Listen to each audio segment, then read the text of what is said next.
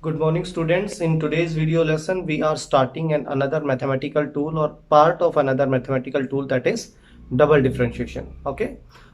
Before this, we have already studied about the rules of differentiation and how these rules are applied. Okay. Now we are moving on to the another part of differentiation, that is double differentiation. Okay, double differentiation को हम लोग double derivatives भी बोलते हैं. ठीक है, तो double derivative की फॉर्म में भी इसको डिफाइन किया जाता है. क्लियर है क्या होता है डबल डेरिवेटिव? तो इससे पहले हमने पढ़ा है कि हमने मैथमेटिकली बोला था कि let we say y is equal to F of x. तो हम बोलते थे y is a function of x. Clear है? तो if f is a differentiable function, तो यहाँ पे लेट वी से y यहाँ पे डिफरेंशिएबल फंक्शन है, तो आप डिफरेंशिएट करते थे, differentiating y with respect to x.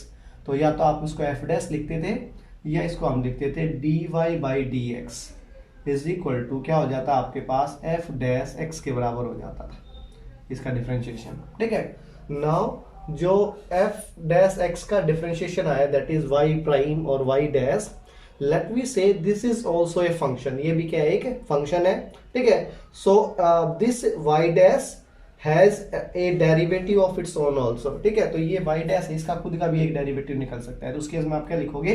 Late me say this y dash is also differentiable, then the differentiation of y dash would be y prime का भी differentiation, that is y prime prime हो जाएगा. ठीक है, y prime prime को हम क्या लिख सकते हैं? y डबल प्राइम लिख सकते हैं. ठीक है, और y डबल प्राइम कितना हो जाएगा? वो हो जाएगा आपके पास f डबल प्राइम x के बराबर, ये आ जाएगा. तो यहाँ ये जो y डबल प्राइम आया है इसको हम लोग बोलेंगे डबल डिफरेंशिएशन या सेकंड डेरिवेटिव बोला जाएगा. ठीक है, another way of writing this second derivative is, इसको हम लोग क्या लिख सकते थे? ये आपने किया dy by D x already आपके पास अवेलेबल था, इसको एक बार और डिफरेंशिएट कर दिया, तो आपने लेट मी से डी बाई डी एक्स और कर दिया इसका. ठीक है, तो इसको हम लिखेंगे क्या? देखो यहाँ हो गया d y, d into d y हो गया डी स्क्वेयर वाई, और d x into d x हो गया डी एक्स स्क्वेयर. ठीक है, तो ये हो गया d y square divided by d square y divided by D x square, and this can be written as the double derivative of x. ये उस फंक्शन का क्या हो गया? डबल डेरिवेटिव हो गया. ठीक है, तो इस वे के अंदर हम डबल डिफरेंशिएशन को क्या करते हैं? डिफाइन करते हैं. ठीक है, देखो ज्योमेट्रिकल मीनिंग क्या होता है एक्चुअली में, या हम लोग इंटरप्रिटेशन करें तो क्या मतलब होता था? अब तक आपने ये सीखा था कि जब भी मान लेते हैं इधर एक्स एक्सिस आपने ले रखी है, इधर वाई एक्सिस ले रखी है, और आपने कोई फंक्शन लिया, लेट से ऐसे कोई फंक्शन था. ठीक है, उस फंक्शन का ग्राफ ऐसे कुछ आ रहा था. ठीक है, तो जब भी इस ग्राफ के किसी पॉइंट पी के ऊपर, ठीक है, जब आप स्लोप फाइंड आउट करते थे, तो हमने बताया था दो तरीके से स्लोप फाइंड आउट किए जाते थे. एक तो एवरेज मीन से. ठीक है, एवरेज मीन का मतलब ये होता था एक x1 पॉइंट लिया जाता था, एक x2, और इंस्टेंटेनियस अगर आप स्लोप फाइंड आउट करते थे तो उस पॉइंट पे आप क्या ड्रॉ करते थे? Tangent is drawn. ठीक है, टेंजेंट ड्रॉ किया जाता था. तो ये आपने एक टेंजेंट लाइन क्या कर दिया? ड्रॉ कर दिया. ठीक है, लेट वी से this tangent makes an angle of theta degree with x axis. X axis के साथ थीटा डिग्री का एंगल बना रही है. ठीक है, तो आप लिखते क्या थे कि P पॉइंट के ऊपर slope of line, slope of any quantity eight P. ठीक है, तो स्लोप एट P लिख देते हैं हम लोग, slope at point P, at point P. P point के ऊपर स्लोप को आप लिखते थे dy बाई डी एक्स लिखते थे. ठीक है, इसका मतलब dy बाई डी एक्स को क्या लिख सकते हैं हम लोग? स्लोप लिख सकते हैं. तो ये जो आपकी क्वांटिटी दे रखी थी यहाँ पे dy बाई डी एक्स, ये स्लोप है, और इसका भी आपने dy बाई डी एक्स कर दिया. ठीक है, तो डबल डिफरेंशिएशन क्या कह सकते हैं? Double differentiation can also be stated as dy. किसी का भी डिफरेंशिएट करना है एक्स के रेस्पेक्ट में, रेट ऑफ चेंज ऑफ कहलाता है. ठीक है, तो हमने उसको बोल दिया रेट ऑफ चेंज ऑफ. ठीक है, ये तो हो गया डी बाई डी एक्स का मतलब, और d Y by D x का क्या मतलब है? स्लोप. ठीक है, तो rate of change of slope of the graph, slope of the graph. किसी भी पर्टिकुलर ग्राफ के लिए उसके स्लोप का क्या कर देना? रेट ऑफ चेंज ऑफ कर देना. क्या कहलाता है? डबल डेरिवेटिव या डबल डिफरेंशिएशन कहलाता है. क्लियर ये चीज? ठीक है, तो ये इसका ज्योमेट्रिकल मीनिंग हो गया. कोई एग्जांपल देके मैं समझाना चाहूं तो let me say if we have a position coordinate, ठीक है, हमने किसी पार्टिकल जो स्ट्रेट लाइन में मूव कर रहा था उसकी पोजीशन पता है, and that position is function of time, उस वो जो पोजीशन है वो फंक्शन है टाइम की, ठीक है, और वो पोजीशन दे रखी है T cube minus 2t² plus 5 के बराबर, ये डिफाइन है। आपको फाइंड आउट करना है what would be the acceleration and velocity of that object which is moving in straight line. जो ऑब्जेक्ट स्ट्रेट लाइन में मूव कर रहा था उसके लिए पोजीशन कोऑर्डिनेट टाइम के रेस्पेक्ट में दे रखा है, उसकी वेलोसिटी निकालनी है। तो देखो सिंपल, ये position is given and particle is moving in a straight line, in that case displacement and distance both will be same, ठीक है। तो उस केस के अंदर वेलोसिटी ऑफ द ऑब्जेक्ट हो जाएगा the first derivative of position with respect to time, ठीक है। तो dx बाई क्या हो जाएगा, dt हो जाएगा। Position of position rate of change of position with respect to time velocity बन जाएगा, ठीक है। तो देखो डिफरेंशिएट करते हैं, dx को अगर हम टाइम के रेस्पेक्ट में या टाइम पोजीशन को हम टाइम के रेस्पेक्ट में डिफरेंशिएट करेंगे तो टी क्यूब का डिफरेंशिएशन आ जाएगा, पावर रूल से पहले पावर आगे आ जाएगी, पावर में से एक सब्ट्रैक्ट हो जाएगा, तो ये बन गया टी क्यूब का डिफरेंशिएशन हो गया 3t², माइनस साइन लगा दिया, इसका कोफिशिएंट एज इट इज रहेगा और एक कोफिशिएंट आगे आ जाएगा। तो देखो 2 इसका कोफिशिएंट था और पावर इसके आगे आ जाएगी, तो t² की पावर 2 थी, पावर में से एक सब्ट्रैक्ट हो जाएगा तो t⁻1 बच गया है, ठीक है, प्लस एज इट इज हो जाएगा, ठीक है। और उसके बाद 5 एक कांस्टेंट टर्म है इस पोजीशन कोऑर्डिनेट के अंदर, और कांस्टेंट चीज का डिफरेंशिएशन कितना होता है, 0 के बराबर, ठीक है। तो आपके पास आ गया velocity of the particle moving in a straight line is equal to, ये हो गया आपके पास 3t² माइनस 4t के बराबर, ये वेलोसिटी आ गई, ठीक है। If you need to find out the, या if you want to find out the acceleration, तो एक्सेलरेशन क्या हो जाएगा, एक्सेलरेशन वुड बी, दो तरीके से एक्सेलरेशन को लिख सकते हैं हम लोग, सुनना ध्यान से। Acceleration can be return as the first derivative of velocity, that is dv over dt लिख सकते हैं हम लोग, और acceleration can also be return as the double derivative of position. तो पोजीशन आपके पास है x थी, तो इसको d²x डिवाइडेड बाई dt² भी लिखा जा सकता है, क्लियर है। तो उस केस के अंदर क्या हो गया, एक्सेलरेशन हो गया डबल डेरिवेटिव ऑफ पोजीशन, ठीक है।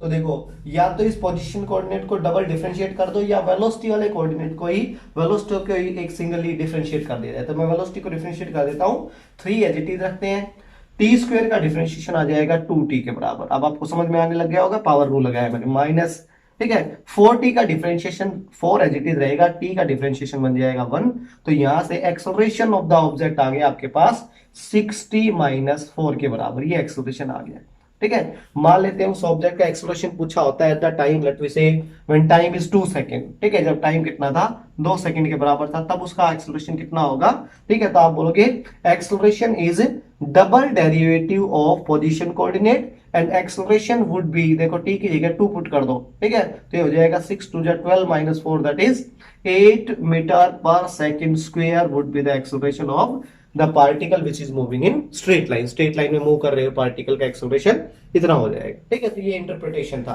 ठीक है। नेक्स्ट मैं कुछ एग्जांपल ले रहा हूं जिसके अंदर डबल डेरिवेटिव फाइंड आउट करके देखेंगे, देखो।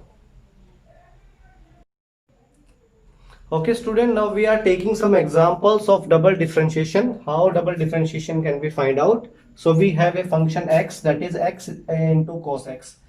We need to find out the double derivative of this function. So to find out the double derivative, first of all you need to find out the single derivative of this function, that is f dash x, ठीक है। f dash x किसके बराबर आ जाएगा, यहाँ f dash x को find out करने के लिए आपका एक रूल होता था, उसको आप u v रूल बोलते थे और प्रोडक्ट रूल बोला जाता था, ठीक है। तो प्रोडक्ट रूल में एक चीज को आप u लेके चलते थे, दूसरी को v, या एक को फर्स्ट या सेकंड, ठीक है। तो उसके प्रोडक्ट रूल में होता क्या था, फर्स्ट एज इट इज रहता था, differentiation of second cos x का डिफरेंशिएशन आ जाएगा x के रेस्पेक्ट के अंदर माइनस साइन x के बराबर। को फंक्शंस का हमने बताया था डिफरेंशिएशन नेगेटिव होता है, उसके बाद प्लस साइन आएगा, second term as it is, that is cos x as it is, और डिफरेंशिएशन ऑफ x आ जाएगा आपके पास 1 के बराबर। तो सिंगल डेरिवेटिव या फर्स्ट डेरिवेटिव ऑफ फंक्शन आ गया आपके पास, ठीक है, ये हो गया cos x minus x sin x के बराबर, ये आ गया आपके पास, ठीक है। लेट इसको इक्वेशन नंबर 1 दे देते हैं। अब आपको फाइंड आउट करना है डबल डेरिवेटिव, तो आप इसी को एक बार और डिफरेंशिएट कर देते हो, तो f double prime x, f double dash x आ जाएगा आपके पास। अब की बार आप अलग अलग रूल से इसको डिफरेंशिएट करोगे, तो पहले cos x का डिफरेंशिएशन आ जाएगा माइनस साइन x, इसको मैंने एज इट इज लिख दिया, माइनस साइन लगा दिया, ब्रैकेट स्टार्ट की, इसको दोबारा से वही, इसको पहला फंक्शन मान लिया, इसको दूसरा मान लिया, ठीक है। तो according to the product rule, first as it is differentiation of second that is sine x का डिफरेंशिएशन आता है cos x, ठीक है। उसके बाद प्लस साइन आएगा, sine x as it is और डिफरेंशिएशन x हो जाएगा 1 के बराबर, ठीक है। तो कंप्लीट डबल डिफरेंशिएशन या डबल डेरिवेटिव ऑफ फंक्शन आ गया आपके पास minus sine x minus x cos x, ठीक है, और माइनस साइन एक्स के बराबर, माइनस साइन एक्स के बराबर आ जाएगा, ठीक है। यहाँ क्या हो गया, माइनस साइन एक्स कितना हो गया, माइनस 2 साइन एक्स हो गया, माइनस हम कॉमन ले लेते हैं तो ये बन जाएगा 2 sign x minus x cos x के बराबर। This would be the double derivative of the above function. दूसरे फंक्शन का ये जो ऊपर गिवन है इसका डबल डेरिवेटिव हो जाएगा आपके पास।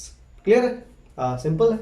Okay, let's take another example, ठीक है। दूसरा एग्जांपल लेते हैं, उसके अंदर हम क्या डिस्कस कर रहे हैं कि let the position of a particle is given as, ठीक है। सेकंड एग्जांपल के अंदर the position of particle with respect to time, मतलब position is a function of time and that position of particle is given as t cube minus 6t square plus 9t के बराबर, ये given है, ठीक है। आपको क्या फाइंड आउट करना है, find the acceleration at time t, what is the acceleration after 4 second, ठीक है। तो आपको एक तो एक्सेलरेशन निकालना है, ठीक है, acceleration as a function of t निकालना है आपको, और एक आपको निकालना है acceleration when time is equal to 4 second, जब टाइम की वैल्यू क्या हो 4 सेकेंड। ये दोनों चीजें एक साथ ही फाइंड आउट हो जाएंगी, ठीक है।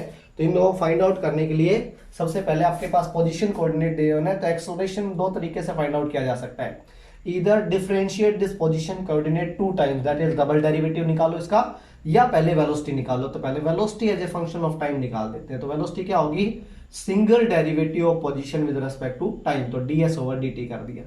इसको डिफरेंशिएट करेंगे, पावर आगे ले आएंगे, पावर में से एक सब्ट्रैक्ट कर देंगे, माइनस 6 कोफिशिएंट है, पावर आगे ले जाएंगे तो 12t हो जाएगा, प्लस 9t का डिफरेंशिएशन आ जाएगा 9 यहाँ पे। क्लियर है, ये हो गया। अगर इसमें से थोड़ा सोल्व करके देखें, ठीक है, तो आप इसको या तो 3 इसका चाहो तो कॉमन ले सकते हो, या एज इट इज डिफरेंशिएट कर देंगे। तो एक्सेलरेशन फाइंड आउट कर देते हैं। Acceleration as a function of time आ जाएगा आपके पास, either you may write it as the single derivative of velocity और you may write it as double derivative of position coordinate with respect to time, ठीक है। तो double differentiate कर दिया आपने, तो इसको सिंगली डिफरेंशिएट कर दोगे तो इसका डिफरेंशिएशन आ जाएगा टाइम के रेस्पेक्ट में 3 टू द 60 माइनस 12 के बराबर। ये आ गया acceleration of the particle as a function of time. Clear है, ओके। अब आपको निकालना है, ये फर्स्ट क्वेश्चन का आंसर हो गया ये वाला, ठीक है, कि acceleration as a function of time क्या आएगा, तो ये आएगा। अब आपको फाइंड आउट करना है acceleration when the time is taken to be 4 second, जब टाइम को कितना लिया गया है 4 सेकेंड, ठीक है। तो यहाँ आ जाएगा 6 एज इट इज, टाइम की जगह 4 सेकेंड पुट कर दोगे आप लोग, माइनस 12, ठीक है। तो ये हो जाएगा 6 4 जा 24 माइनस 12 दैट इज 12 मीटर पर second square would be the acceleration of the particle at the when the time is 4 second, ठीक है। तो जब टाइम क्या आ जाएगा 4 सेकेंड आ जाएगा, ओके। तो ये दो एग्जांपल से आगे मैं डबल डेरिवेटिव के कुछ एग्जांपल्स करवा दूंगा, देखो, ठीक है।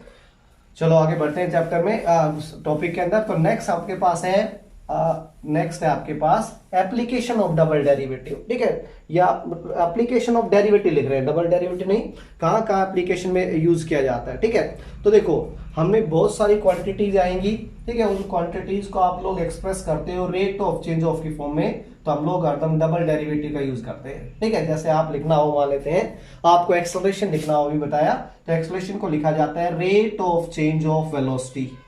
क्लियर है, अगर आपको मान लेते हैं पावर लिखनी है, तो पावर को आगे जाके पढ़ोगे rate of change of work लिखा जाता है पावर को, ठीक है। तो dw/dt लिखते हैं हम लोग। ऐसे ही हम लोग एक फोर्स होता है जो फोर्स रोटेट करवाता है, उसको बोला जाता है टॉर्क, ठीक है, रोटेशनल फोर्स है, उसको टाउ लेटर से रिप्रेजेंट करते हैं और उसको लिखा जाता है rate of change of angular momentum, ठीक है, rate of change of angular momentum लिखते हैं। जैसे सिंपल फोर्स है, लीनियर फोर्स है, उसको लिखा जाता है rate of change of linear momentum. तो वैसे ही rate of change of angular momentum, ये एल को कहा जाता है एंगुलर मोमेंटम। ठीक है, तो ये टॉर्क हो गया। टॉर्क भी एक वेक्टर क्वांटिटी होती है एज वेल एज फोर्स भी क्या होती है, वेक्टर क्वांटिटी होती है। क्लियर है। तो बहुत सारे करंट को हम लोग लिखते हैं, आप 10th क्लास में पढ़ के आए होंगे, current can be written as rate of change of charge, ठीक है, या rate of flowing of charge with respect to time. तो ये सारे इसके, जब भी किसी क्वांटिटी का change with respect to another quantity represent करते हैं, we always take the help of differentiation. ठीक है, अगर डबल ही डिफरेंशिएट करेंगे तो उसका डबल डेरिवेटिव यूज में आ जाएगा। ठीक है, इजी है। ठीक है, आगे पढ़ते हैं सेकंड एप्लीकेशन ऑफ डेरिवेटिव। ठीक है, ये इंपॉर्टेंट है। देखो क्या है, सेकंड एप्लीकेशन ऑफ डेरिवेटिव के अंदर हम किसी भी फंक्शन का मैक्सिमा और मिनिमा पॉइंट निकाल सकते हैं। ठीक है, तो मैं लिख देता हूं यहाँ पे, ये आपके पास सेकंड डिफरेंशिएशन है, एप्लीकेशन है। ठीक है, सेकंड एप्लीकेशन ऑफ डेरिवेटिव। ठीक है, इसके अंदर क्या होता है, देखो सेकंड एप्लीकेशन ऑफ डेरिवेटिव के अंदर कि लेट वी से हमारे पास कोई फंक्शन गिवन था y is equal to F of X. ठीक है, and when this function is plotted on the graphical on the graph. ठीक है, यहाँ पे एक्स एक्सिस ले लिया आपने, यहाँ वाई एक्सिस ले लिया, तो लेट मी से वो ग्राफ है ना आपका कुछ ऐसे आ रहा है, लेट मी से ऐसा ग्राफ आ रहा है। ठीक है, तो ये इस ग्राफ के अंदर क्या है कि लेट मी से एट पॉइंट x1, ठीक है, x1 पॉइंट के ऊपर we got the maxima of this graph and at point x2 we got the minima of this graph। इस ग्राफ का हमें क्या मिलता है, मिनिमम मिलता है। तो कोई गिवन फंक्शन है, उसका मैक्सिमा और मिनिमा हम लोग डिफरेंशिएशन की हेल्प से कैसे फाइंड आउट करते हैं। तो हमें ये बात पता है कि किसी पॉइंट के ऊपर मैक्सिमा और मिनिमा, फर्स्ट थिंग ये क्लियर करते हैं कि मैक्सिमा, ठीक है, मैक्सिमा का मतलब maximum value of something, minima का मतलब minimum value of a function. ठीक है, ये maxima minima both are treated as constant. ठीक है, इन मैथमेटिक्स के अंदर हम लोग क्या मान के चलते हैं, कांस्टेंट। कोई एग्जांपल देना चाहे तो लेट मी से हम लोग एक क्लास के अंदर टॉलेस्ट और मान लेते हैं शॉर्टेस्ट बॉय के या गर्ल की बात करते हैं, तो उस केस के अंदर उस पर्टिकुलर क्लास के लिए लेट वी से टॉलेस्ट बॉय है वो 6 फीट 2 इंच का है, और जो शॉर्टेस्ट है वो लेट वी से 5 फुट 2 इंच का है। ठीक है, तो उस केस के अंदर आपके पास टॉलेस्ट और जो शॉर्टेस्ट बॉय आएगा क्लास का, वो दोनों केस के अंदर क्या हो जाएंगे, वो दोनों कांस्टेंट होंगे। छोटे से छोटा लड़का भी कांस्टेंट होगा, बड़े से बड़ा। इसका मतलब उस बड़े से कोई बड़ा नहीं मिलेगा और उस छोटे से कोई छोटा लड़का नहीं मिलेगा, तो ये दोनों के दोनों कांस्टेंट ट्रीट किए जाते हैं। ठीक है, अगर हम इनको कांस्टेंट ट्रीट करते हैं तो ये बात तो क्लियर है कि जब भी हम मैक्सिमम मिनिमा फाइंड आउट करेंगे तो उस जगह के ऊपर change that is dy by dx, जिसको हम लोग बोलते हैं किसी भी ग्राफ का क्या निकालना, स्लोप निकालना। तो स्लोप वहां पे कितना आना चाहिए, 0, क्योंकि चेंज क्या आना चाहिए, 0। मैक्सिमम और मिनिमम क्वांटिटी दोनों क्या होती हैं, कांस्टेंट होती हैं। तो कांस्टेंट चीज का डिफरेंशिएशन क्या आएगा, 0, और डिफरेंशिएशन को हम लोग y और x के रिस्पेक्ट में क्या लिखते हैं, dy बाई dx। इसका मतलब slope of the graph should be 0 either या both at maxima as well as minima. तो देखो यहां आपने मैक्सिमा पॉइंट माना था, ठीक है भी इस पर्टिकुलर कर्व के लिए मैक्सिमा ये वाला हो गया और मिनिमा ये पॉइंट हो गया। ठीक है, तो दोनों पॉइंट्स के ऊपर अगर आपको स्लोप निकालना हो तो एक पॉइंट पे स्लोप निकालने के लिए हम लोग क्या ड्रॉ करते हैं, टेंजेंट ड्रॉ करते हैं। तो ये दोनों टेंजेंट जो मैंने ड्रॉ किए यहाँ पे रेड पेन से, इन दोनों टेंजेंट्स के ऊपर टेन थीटा की वैल्यू दैट इज स्लोप इन दोनों पॉइंट का क्या है, 0 के बराबर है। तो एक बात क्लियर होगी कि अगर किसी फंक्शन को जस्ट ये रिप्रेजेंट करना है कि वो फंक्शन मैक्सिमम है या मिनिमम है, just find out the slope of that function, उस फंक्शन का स्लोप फाइंड आउट करो। If that slope comes out to be 0, in that case the function is said to be maxima और minima at that particular point. ठीक है, जैसे यहाँ x1 के ऊपर मैक्सिमा है, x2 के ऊपर क्या है, मिनिमा है। ठीक है, एक और वे है मैक्सिमा मिनिमा का डिसाइड करने का, देखो देखते हैं। ओके स्टूडेंट, हम लोग मैक्सिमा और मिनिमा के लिए एक जो फैक्ट है वो फाइंड आउट कर चुके हैं कि मैक्सिमा और मिनिमा के ऊपर उस पर्टिकुलर फंक्शन का फर्स्ट डेरिवेटिव या उस पर्टिकुलर फंक्शन का टेन थीटा बोल दो या स्लोप बोल दो, कितने के बराबर होगा, 0 के बराबर होगा। ठीक है, अब वो पॉइंट मैक्सिमा है या मिनिमा है ये डिसाइड करते हैं। ठीक है, तो लेट मी से मैं एक और ग्राफ प्लॉट कर देता हूं यहाँ पे y और x एक्सिस के ऊपर, दो y is a function of x, late me से, तो मैं एक ग्राफ प्लॉट कर देता हूं। लेट मी से वो ग्राफ s इस वे में आता है। ठीक है, तो ये बात तो क्लियर है कि इस ग्राफ के ऊपर किसी पॉइंट के ऊपर मैक्सिमा आ रहा है, लेकिन उससे पहले क्या है, देखो ग्राफ के अंदर लेट मी से मैं कुछ पॉइंट ले लेता हूं। एक मैंने पॉइंट 1 ले लिया, एक 2 ले लिया, एक 3 और 4 और 5 points are taken on this graph. ठीक है, फर्स्ट पॉइंट के ऊपर अगर उस ग्राफ का स्लोप निकालना है तो देखो कैसे आएगा, यहां हम लोग टेंजेंट ड्रॉ करेंगे। ठीक है, और वो टेंजेंट एक्स एक्सिस के साथ जो एंगल बनाएगा उस एंगल को मैं थीटा 1 लिख देता हूँ। यहाँ टेंजेंट ड्रॉ करते हैं कि वो एक्स एक्सिस के साथ जो एंगल बनाएगा उसको मैं थीटा 2 लिख देता हूँ। यहाँ टेंजेंट के साथ एंगल थीटा 3 लिख दिया जाता है लेट से, ठीक है। यहाँ एंगल हम लोग लिख देते हैं टेंजेंट के साथ, ये वाला टेंजेंट बनेगा एक्स एक्सिस के साथ थीटा 4 एंगल, और लास्ट के अंदर ये आपके पास एंगल आ जाएगा थीटा 5 के बराबर, ठीक है। ये एंगल हो गया थीटा 5। तो हम लोग क्या देख रहे हैं, देखो कि initially theta 1 is increasing with respect to time, decreasing with respect to time, ठीक है। इनिशियली थीटा 1 क्या हो रहा है, डिक्रीज हो रहा है। तो आप ऐसे बोलोगे इस केस के अंदर कि इस केस के अंदर आप टेन थीटा की फॉर्म में लेके चलोगे तो टेन थीटा 1 ये हो गया स्लोप एट फर्स्ट पॉइंट, ठीक है। तो इसको हम लिख देंगे this is slope at first point, tan theta 2 it is slope at second point, tan theta 3 it is slope at third point, tan theta 4 ये हो जाएगा slope at fourth point, and tan theta 5 this would be the slope at fifth point। Clear है। तो इन पांचों points के अंदर क्या decide है, देखो, ठीक है। इन पांचों पॉइंट के अंदर इनिशियली थीटा 1 इज आप ये बोलोगे increasing with respect to time, ठीक है। इनिशियली क्या हो रहा है यहाँ पे कि थीटा 1 क्या होता जा रहा है, इंक्रीज होता जा रहा है टाइम के रेस्पेक्ट में, ठीक है। ओके, उसके बाद थीटा 1 क्या होना स्टार्ट हुआ है, डिक्रीज होना स्टार्ट हुआ है। तो आप ये बोलते हो, ठीक है, कि ओके स्टूडेंट, तो इस ग्राफ में है क्या, थीटा 1 ग्रेटेस्ट एंगल है, उसके बाद थीटा 2 से कम है, थीटा 3 जीरो एंगल है, उसके बाद एंगल क्या बन गए, ऑब्ट्यूज बन गए। तो देखो यहां से यहां तक तो एंगल है एक्यूट एंगल्स उस ग्राफ के अंदर, क्लियर है।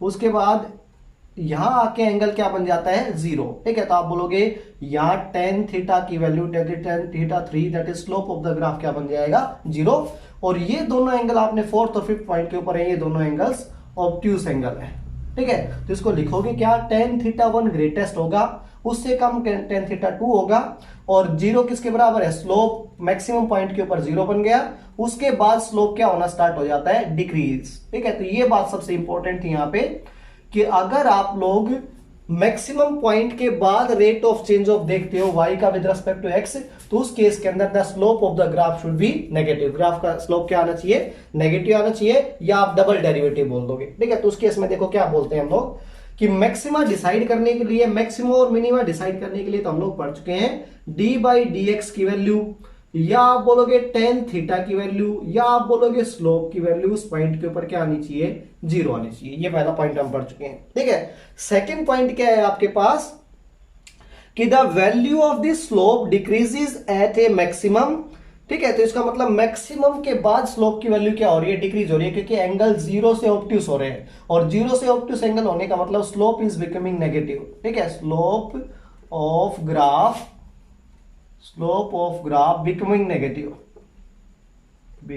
नेगेटिव, ग्राफ का स्लोप कैसा जा रहा है, नेगेटिव। तो उस केस के अंदर आप ये बोलोगे D square Y by D T square, इसका मतलब आप कह सकते हो rate of change of slope. तो स्लोप क्या हो रहा है, डिक्रीज हो रहा है ना, तो rate of change of slope decrease हो रहा है, तो आपके पास डबल डेरिवेटिव क्या आना चाहिए, लेस देन जीरो आना चाहिए, ठीक है। तो बड़ी सिंपल है, इधर वाला पोर्शन को समझ में आया नहीं आया देख लेना, ठीक है। लेकिन फिलहाल आपको क्या है, मतलब मैथमेटिक्स के अकॉर्डिंग फिजिक्स में हमारे क्या पूछी जाएगी कि अगर कोई पर्टिकुलर फंक्शन है वो मैक्सिमम है तो उसके ऊपर दो कंडीशन, एक तो मैक्सिमम के ऊपर उस फंक्शन का स्लोप जीरो होना चाहिए, और उसके बाद अगर फंक्शन के बाद मैक्सिमम के बाद हम लोग rate of change of slope निकालते हैं तो स्लोप कैसा आना चाहिए, नेगेटिव होना चाहिए, that is less than zero. तो उस पॉइंट को हम लोग क्या बोलेंगे, मैक्सिमम पॉइंट बोलेंगे, ठीक है। इन द सेम वे अगर मिनिमा के बारे में डिस्कस करते हैं तो देखो मिनिमा को समझना ध्यान से, ठीक है। दोनों को सेम वे में एक्सप्लेन किया जाता है बट ऑपोजिट हो जाएंगे एक दूसरे के, देखो, ठीक है। अगर मान लेते हैं नेक्स्ट आपको डिफाइन करना है किसी भी फंक्शन का मिनिमा फाइंड आउट करना है, ठीक है। तो मिनिमा फाइंड आउट करने के लिए आपने ग्राफ बनाया, ये y और x का ग्राफ बना दिया, ठीक है। ग्राफ बनाने के बाद लेट मी से ऐसे आ गया आपका ग्राफ, क्लियर है, ऐसे ग्राफ आ गया आपका। तो इसका मीनिंग क्या है, इस ग्राफ का फाइंड आउट करने का मतलब वही पॉइंट ले लेते हैं हम लोग, ठीक है। लेट मी से एक पॉइंट मैंने यहां ले लिया, दूसरा पॉइंट यहां, तीसरा पॉइंट यहां, fourth point and fifth point. इन पांचों पॉइंट्स के ऊपर हम लोग क्या ड्रॉ करेंगे, पहले टेंजेंट्स, ठीक है। तो पहले मैंने फर्स्ट पॉइंट पे टेंजेंट ड्रॉ किया, ये टेंजेंट हो गया, देखो ये टेंजेंट थीटा 1 डिग्री का एंगल बना रहा है, ये टेंजेंट थीटा 2 डिग्री का एंगल बना रहा है, ये टेंजेंट थीटा 3 का एंगल बना रहा है। यहां जो टेंजेंट ड्रॉ किया वो एक्स एक्सिस के साथ थीटा 4 और यहाँ जो टेंजेंट ड्रॉ किया वो एक्स एक्सिस के साथ थीटा 5 डिग्री का। तो यहाँ हम लोग क्या देख रहे हैं कि यहाँ थीटा 1 था more obtuse, theta 2 less obtuse, theta 3 0 degree, ठीक है, थीटा 4 एक्यूट और थीटा 5 क्या हो गया मोर एक्यूट। तो उस केस के अंदर यहाँ क्या आएगा, लेट मी से इस पॉइंट के ऊपर ग्राफ उसका स्लोप m1 बोल देता हूं, इस पॉइंट के ऊपर m2 बोल देता हूं, इस पॉइंट के ऊपर m3, m4 और m5, ये m सारे मैं स्लोप डिफाइन कर रहा हूं। तो इन स्लोप के बीच में रिलेशन क्या आएगा, इन स्लोप्स के बीच में रिलेशन आएगा m1 जो स्लोप होगा ना वो सबसे स्मॉलेस्ट होगा, मतलब इस पॉइंट के ऊपर सबसे स्मॉलेस्ट स्लोप होगा ग्राफ का, ठीक है।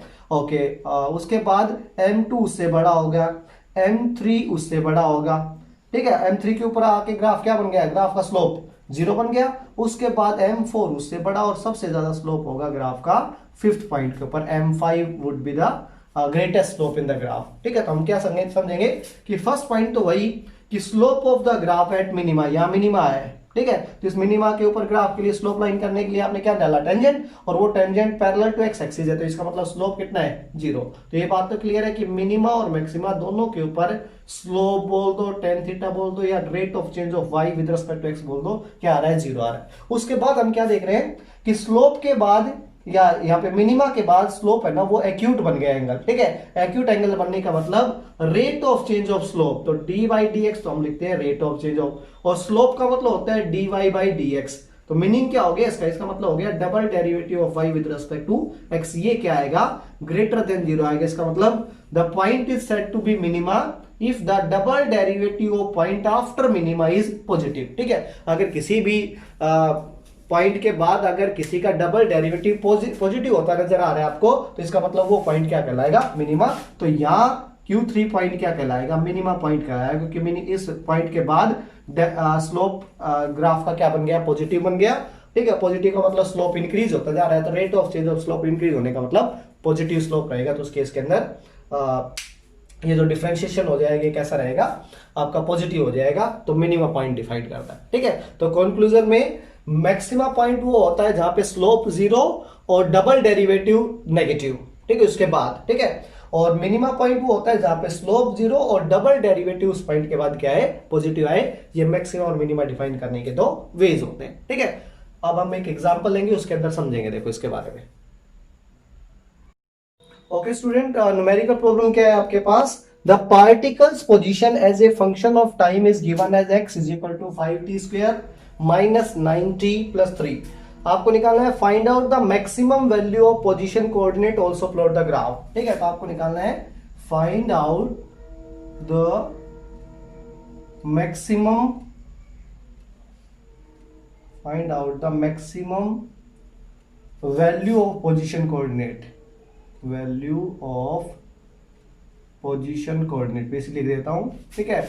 Also plot the graph, also plot the graph, ठीक है। और आपको ग्राफ प्लॉट करना है, ठीक है। तो कैसे प्लॉट करेंगे, तो सबसे पहले आपके पास पोजीशन कोऑर्डिनेट गिवन है x is equal to 5t square minus 9t plus 3 के बराबर, क्लियर है।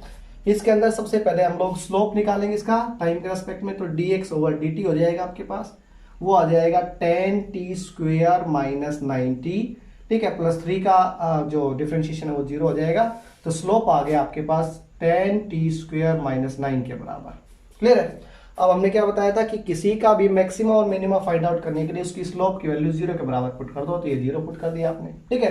तो ये आ जाएगा 10t स्क्वायर का, ये 5t स्क्वायर का डिफरेंशिएशन आया है, 2 आगे आ जाएगा 10t माइनस 9 प्लस 0, ये 10t माइनस 9 आ गया।